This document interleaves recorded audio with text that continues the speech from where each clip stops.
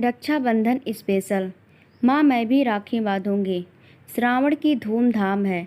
नगरवासी स्त्री पुरुष बड़े आनंद तथा उत्साह से श्रावणी का उत्सव मना रहे हैं। बहनें भाइयों के और ब्राह्मण अपने यजमानों के राखियाँ बांध बांध कर चांदी कर रहे हैं। ऐसे ही समय एक छोटे से घर में एक 10 वर्ष की बालिका ने अपनी माता से कहा, माँ मैं भी राखी बांधूंगी। उत्तर में माता ने एक ठंडी सांस भरी और कहा, किसको बांधोगी बेटी, आज तेरा भाई होता। तो माता आगे कुछ न कह सकी। उसका गला रुंध गया और नेत्र अश्रुपूर्ण हो गए। अबोध बालिका ने अठलाकर कहा, तो क्या भाइयों को ही राखी बांधी जाती है और किसी के नहीं? भैया नहीं है तो अम्मा मैं तुम्हारे ही राखी बांधूंगी।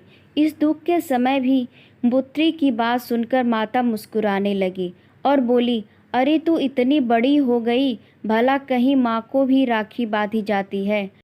बालिका ने कहा, वाह, जो पैसा दे उसी को राखी बांधी जाती है। माता, अरे पगली, पैसे भर नहीं, भाई को ही राखी बांधी जाती है। बालिका उदास हो गई। माता घर का काम काज करने लगी। घर का काम शेष करके उसने पुत्री से कहा, आ तुझे नहला दूँ। बालिका मुख गंभीर करके बोली, मैं नहीं नहाऊंगी। माता, क्यों नहावेगी, क्यों नहीं? बालिका, मुझे क्या किसी को राखी बांधनी है? माता, अरे राखी नहीं बांधनी तो क्या नहावेगी भी नहीं? आज त्योहार का दिन है, चल उठ नहा। बालिका, राखी नहीं बांधूंगी तो त्योहार काहे का? माता कुछ क्रोध होकर, अरे कुछ सिड़न हो गई है, राखी राखी रट लगा रखी है, बड़ी राखी बांधने वाली बनी है। ऐसी ही होती है तो आज यह दिन नहीं देखना पड़ता। पैदा होते ही बाप को खा बैठी, 2.5 बरस की होते होते भाई से घर छुड़ा दिया, तेरे ही कर्मों से सब नाश हो गया। बालिका बड़ी अतिप्रभ हुई और आंखों में आंसू भरे हुए चुपचाप नहाने को उठ खड़ी हुई। 1 घंटा पश्चात हम उसी बालिका को उसके घर के द्वार पर खड़ी देखते हैं। इस समय भी उसके सुंदर मुख पर उदासी विद्यमान है। अब भी उसके बड़े बड़े नेत्रों में पानी छलछला रहा है।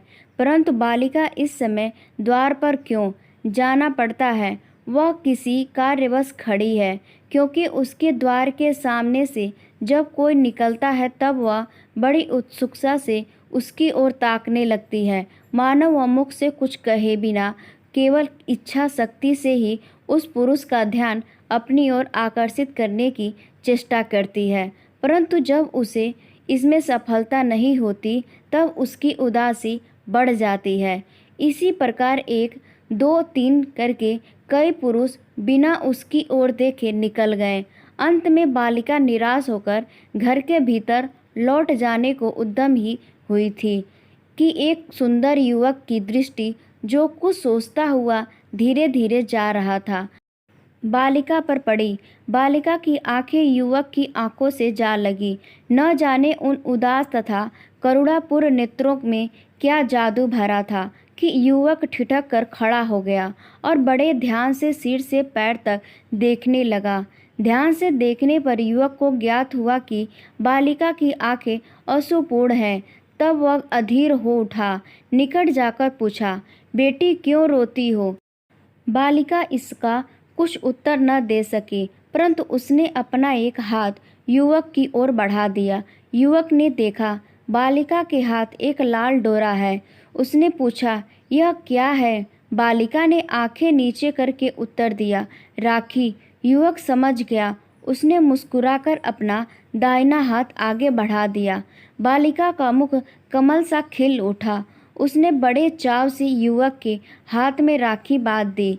राखी बंधवा लेने पर युवक ने जेब में हाथ डाला और 2 रुपये निकालकर बालिका को देने लगा, परंतु बालिका ने उन्हें लेना स्वीकार न किया। बोली, नहीं, पैसे दो। युवक, ये पैसे से भी अच्छे हैं। बालिका, नहीं, मैं पैसे लूँगी या नहीं। युवक, ले लो बिटिया, इसके पैसे मंगा लेना, बहुत से मिलेंगे। बालिका, नहीं, पैसे दो। युवक ने 4 आने पैसे निकालकर कहा, अच्छा ले, पैसे भी ले और यह भी ले। बालिका, नहीं, खाली पैसे लूँगी, तुझे दोनों लेने पड़ेंगे। यह कहकर युवक ने बलपूर्वक पैसे तथा रुपए बालिका के हाथ पर रख दिए। इतने में घर के भीतर से किसी ने पुकारा, अरे सरस्वती, कहाँ गई? बालिका ने आई कहकर युवक की ओर कृतज्ञतापूर्ण दृष्टि डाली और चली गई। गोलागंज, लखनऊ की एक बड़ी तथा सुंदर अट्टालिका के एक सुसज्जित कमरे में एक युवक चिंता सागर में निमग्न बैठा है। कभी वह ठंडी सांसें भरता है, कभी रुमाल से आंखें पोंछता है, कभी आप ही आप कहता है। हाँ, सारा परिश्रम व्यर्थ गया, सारी चेष्टाएं निष्फल हुई। क्या करूं, कहाँ जाऊं, उन्हें कहाँ ढूंढूं? सारा उन्नाव छान डाला, परंतु फिर भी पता न लगा। युवक आगे कुछ और कहने को था कि कमरे का द्वार धीरे धीरे खुला और एक नौकर अंदर आया। युवक ने कुछ विरक्त होकर पूछा, क्यों, क्या है? नौकर, सरकार, अमरनाथ बाबू आए हैं। युवक, अच्छा, यही भेज दो। नौकर के चले जाने पर युवक ने रुमाल से आंखें पोंछ डाली और मुख पर गंभीरता लाने की चेष्टा करने लगा। द्वार फिर खुला और एक युवक अंदर आया। युवक, आओ भाई अमरनाथ। अमरनाथ, कहो घनश्याम, आज अकेले कैसे बैठे हो? कानपुर से कब लौटे? घनश्याम, कल आया था। अमरनाथ, उन्नाव भी अवश्य ही उतरे होंगे। घनश्याम, एक ठंडी सांस भरकर, हाँ, उतरा था, परंतु व्यर्थ। वहाँ वह अब मेरा क्या रखा है? अमरनाथ, परंतु करूँ क्या? हृदय नहीं मानता है। क्यों? और सच पूछो तो बात ही ऐसी है। यदि तुम्हारे स्थान पर मैं होता तो मैं भी ऐसा ही करता। घनश्याम, क्या कहूँ मित्र, मैं तो हार गया। तुम तो जानते ही हो कि मुझे लखनऊ आकर रह रहे 1 वर्ष हो गया और जब से यहाँ आया हूँ उन्हें ढूंढने में कुछ भी कसर उठा नहीं रखी, परंतु अब सब व्यर्थ है। अमरनाथ, उन्होंने उन्नाव न जाने क्यों छोड़ दिया और कब छोड़ा, इसका भी कोई पता नहीं चलता। घनश्याम, इसका तो पता चल गया न कि वे लोग मेरे चले जाने के 1 वर्ष पश्चात उन्नाव से चले गए, परंतु कहाँ गए यह नहीं मालूम। अमरनाथ, यह किससे मालूम हुआ? घनश्याम, उसी मकान वाले से जिसके मकान में हम लोग रहते थे। अमरनाथ, हाँ, शोक? घनश्याम, कुछ नहीं, यह सब मेरे ही कर्मों का फल है। यदि मैं उन्हें छोड़कर न जाता, यदि गया था तो उनकी खोज खबर लेता रहता, परंतु मैं तो दक्षिण जाकर रुपया कमाने में इतना व्यस्त रहा कि कभी याद आया ही नहीं, और जो आई भी तो क्षण मात्र के लिए। उफ, कोई भी अपने घर को भूल जाता है, मैं ही ऐसा अधम। अमरनाथ बात काटकर, अजी नहीं, सब समय की बात है। घनश्याम, मैं दक्षिण न जाता तो अच्छा था। अमरनाथ, तुम्हारा दक्षिण जाना तो व्यर्थ नहीं हुआ। यदि न जाते तो इतना धन। घनश्याम, अजी चूल्हे में जाए धन, ऐसा धन किस काम का? मेरे हृदय में सुख शांति नहीं तो धन किस मर्ज की दवा है? अमरनाथ, यह हाथ में लाल डोरा क्यों बांधा है? घनश्याम, इसकी तो बात ही भूल गया, यह राखी है। अमरनाथ, भाई वाह, अच्छी राखी है। लाल डोरे को राखी बताते हो? यह किसने बांधी है? किसी बड़े कंजूस ब्राह्मण ने बांधी होगी। दुष्ट ने 1 पैसे तक खर्च ना पाप समझा, डोरे से ही काम निकाला। घनश्याम, संसार में यदि कोई बढ़िया से बढ़िया राखी बन सकती है तो मुझे उससे भी कहीं अधिक प्यारा यह लाल डोरा है। यह कहकर घनश्याम ने उसे खोलकर बड़े यत्नपूर्वक अपने बॉक्स में रख लिया। अमरनाथ, भाई तुम भी विचित्र मनुष्य हो, आखिर यह डोरा बांधा किसने है? घनश्याम, एक बालिका ने। पाठक समझ गए होंगे कि घनश्याम कौन है। अमरनाथ, बालिका ने कैसे बांधा और कहाँ? घनश्याम, कानपुर में। घनश्याम ने सारी घटना कह सुनाई। अमरनाथ, यदि यह बात है तो सत्य ही यह डोरा अमूल्य है। घनश्याम, न जाने क्यों उस बालिका का ध्यान मेरे मन से नहीं उतरता। अमरनाथ, उसकी सरलता तथा प्रेम ने तुम्हारे हृदय पर प्रभाव डाला है। भला उसका नाम क्या है? घनश्याम, नाम तो मुझे नहीं मालूम। भीतर से किसी ने उसका नाम लेकर पुकारा था, परंतु मैं सुन न सका। अमरनाथ, अच्छा खैर, अब तुमने क्या करने विचार किया है? घनश्याम, धैर्य कर चुपचाप बैठने के अतिरिक्त और मैं कर ही क्या सकता हूँ। मुझे जो हो सका मैं कर चुका। अमरनाथ, हाँ, यही ठीक भी है। ईश्वर पर छोड़ दो, देखो क्या होता है। पूर्वोक्त घटना हुए 5 वर्ष व्यतीत हो गए। घनश्याम दास पिछली बातें प्राय भूल गए हैं, परंतु उस बालिका की याद कभी कभी आ जाती है। उसे देखने वे एक बार कानपुर भी गए थे, परंतु उसका पता न चला। उस घर में पूछने पर ज्ञात हुआ कि वह वहाँ से अपनी माता सहित बहुत दिन हुए न जाने कहाँ चली गई। इसके पश्चात ज्यों-ज्यों समय बीतता गया, उसका ध्यान भी कम होता गया। पर अब भी जब वे अपना बॉक्स खोलते तब कोई वस्तु देखकर चौंक पड़ते हैं और साथ ही कोई पुराना दृश्य भी आंखों के सामने आ जाता है। घनश्याम अभी तक अविवाहित है। पहले तो उन्होंने निश्चय कर लिया था कि विवाह करेंगे ही नहीं, पर मित्रों के कहने और स्वयं अपने अनुभव ने उनका विचार बदल दिया। अब वे विवाह करने पर तैयार हैं, परंतु अभी तक कोई कन्या उनकी रुचि के अनुसार नहीं मिली। जेठ का महीना है। दिन भर की जला देने वाली धूप के पश्चात सूर्यास्त का समय अत्यंत सुखदायी प्रतीत हो रहा है। इस समय घनश्याम दास अपनी कोठी के बाग में मित्रों सहित बैठे मंद मंद शीतल वायु का आनंद ले रहे हैं। वापस में हास्य रसपूर्ण बातें हो रही है। बातें करते करते एक मित्र ने कहा, अजी अभी तक अमरनाथ नहीं आए। घनश्याम, वह मनमौजी आदमी है, कहीं रम गया होगा। दूसरा, नहीं रम नहीं, वह आजकल तुम्हारे लिए दुल्हन ढूंढने की चिंता में रहता है। घनश्याम, बड़े दिलग्गी बाज हो। दूसरा, नहीं, दिलग्गी की बात नहीं है। तीसरा, हाँ, परसों मुझे भी वह कह रहा था कि घनश्याम का विवाह हो जाए तो मुझे चैन पड़े। ये बातें हो रही थी कि अमरनाथ लपकते हुए आ पहुँचे। घनश्याम, आओ यार, बड़ी उम्र है तुम्हारी, अभी तुम्हारी ही बात हो रही थी। अमरनाथ, इस समय बोलिए नहीं। नहीं, एक आध को मार बैठूंगा। दूसरा, जान पड़ता है कहीं से पिट कर आए हो। अमरनाथ, तू फिर बोला क्यों? दूसरा, क्यों बोलना, किसी के हाथ क्या बेच खाया है? अमरनाथ, अच्छा दिलग्गी छोड़ो, एक आवश्यक बात है। सब उत्सुक होकर बोले, कहो कहो, क्या बात है? अमरनाथ घनश्याम से तुम्हारे लिए दुल्हन ढूंढ ली है।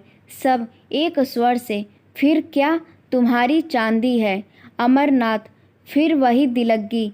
यार तुम लोग अजीब आदमी हो। तीसरा, अच्छा बताओ कहाँ ढूंढी? अमरनाथ, यहीं लखनऊ में। दूसरा, लड़की का पिता क्या करता है? अमरनाथ, पिता का स्वर्गवास हो गया है। तीसरा, यह बुरी बात है। अमरनाथ, लड़की है और उसकी माँ, बस, तीसरा कोई नहीं। विवाह में कुछ मिलेगा भी नहीं। लड़की की माता गरीब है। दूसरा, यह उससे भी बुरी बात है। तीसरा, उल्लू मर गए, पड़े छोड़ गए, घर में ढूंढा तो गरीब। कहाँ हमारे घनश्याम इतने धनाढ्य और कहाँ ससुराल इतनी दरिद्र। लोग क्या कहेंगे? अमरनाथ, अरे भाई, कहने और न कहने वाले हम ही तुम हैं, और यहाँ उनका कौन बैठा है जो कहेगा? घनश्याम दास ने एक ठंडी सांस ली। तीसरा, आपने क्या भलाई देखी जो यह संबंध करना विचारा है? अमरनाथ, लड़की की भलाई। लड़की लक्ष्मी रूपा है, जैसी सुंदर वैसी ही सरल। ऐसी लड़की यदि दीपक लेकर ढूंढी जाए तो कदाचित ही मिले। दूसरा, हाँ यह अवश्य एक बात है अमरनाथ, परंतु लड़की की माता लड़का देखकर विवाह करने को कहती हैं। तीसरा, यह तो व्यवहार की बात है घनश्याम, और मैं भी लड़की देखकर विवाह करूँगा। दूसरा, यह भी ठीक ही है अमरनाथ, तो इसके लिए क्या विचार है? तीसरा, विचार क्या, लड़की देखेंगे। अमरनाथ, तो कब? घनश्याम, कल। दूसरे दिन शाम को घनश्याम और अमरनाथ गाड़ी पर सवार होकर लड़की देखने चले। गाड़ी चक्कर खाती हुई यहियागंज की एक गली के सामने जा खड़ी हुई। गाड़ी से उतरकर दोनों मित्र गली में घुसे। लगभग 100 कदम चलकर अमरनाथ एक छोटे से मकान के सामने खड़े हो गए और मकान का द्वार खटखटाया। घनश्याम बोले, मकान देखने से तो बड़े गरीब जान पड़ते हैं। अमरनाथ, हाँ बात तो ऐसी ही है, परंतु यदि लड़की तुम्हें पसंद आ जाए तो यह सब सहन किया जा सकता है। इतने में द्वार खुला और दोनों भीतर गए। संध्या हो जाने के कारण मकान में अंधेरा हो गया था, अतएव ये लोग द्वार खुलने वाले को स्पष्ट देख न सके। एक दलान में पहुंचने पर ये दोनों चारपाइयों पर बिठा दिए गए और बिठाने वाली ने, जो स्त्री थी, कहा, मैं जरा दिया जला दूं। अमरनाथ, हाँ जला लो। स्त्री ने दीपक जलाया और पास ही एक दीवार पर उसे रख दिया। फिर इनकी ओर मुख करके वह नीचे चटाई पर बैठ गए, परंतु ज्यों ही उसने घनश्याम पर अपनी दृष्टि डाली, एक हृदय भेदी आह उसके मुख से निकली और वह ज्ञान शून्य होकर गिर पड़ी। स्त्री की ओर कुछ अंधेरा था, इस कारण उन लोगों को उसका मुख स्पष्ट न दिखाई पड़ता था। घनश्याम उसे उठाने को उठे, परंतु ज्यों ही उन्होंने उसका सिर उठाया और रोशनी उसके मुख पर पड़ी, त्यों ही घनश्याम के मुख से निकला, मेरी माता, और उठकर वे भूमि पर बैठ गए। अमरनाथ विस्मित हो कष्टावत बैठ रहे। अंत को कुछ क्षण उपरांत बोले, उफ, ईश्वर की महिमा बड़ी विचित्र है, जिनके लिए तुमने न जाने कहाँ कहाँ की ठोकरें खाई, वे अंत में इस प्रकार मिले। घनश्याम अपने को संभाल कर बोले, थोड़ा पानी मंगाओ। अमरनाथ, किससे मंगाओ? यहाँ तो कोई और दिखाई ही नहीं पड़ता, परंतु हाँ वह लड़की तुम्हारी। कहते अमरनाथ रुक गई।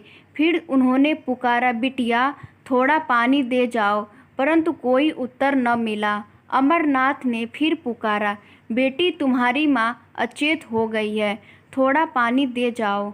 इस अचेत शब्द में न जाने क्या बात थी कि तुरंत ही घर के दूसरी ओर बर्तन खड़कने की आवाज़ आई। तत्पश्चात एक पूर्णवयस्का लड़की लोटा लिए आई। लड़की मुंह कुछ ढके हुए थी। अमरनाथ ने पानी लेकर घनश्याम की माता की आंखें तथा मुख धो दिया। थोड़ी देर में उसे होश आया। उसने आंखें खोलते ही फिर घनश्याम को देखा। तब वह शीघ्रता से उठकर बैठ गई और बोली, मैं क्या स्वप्न देख रही हूँ? घनश्याम, क्या तू मेरे खोया हुआ घनश्याम है या कोई और?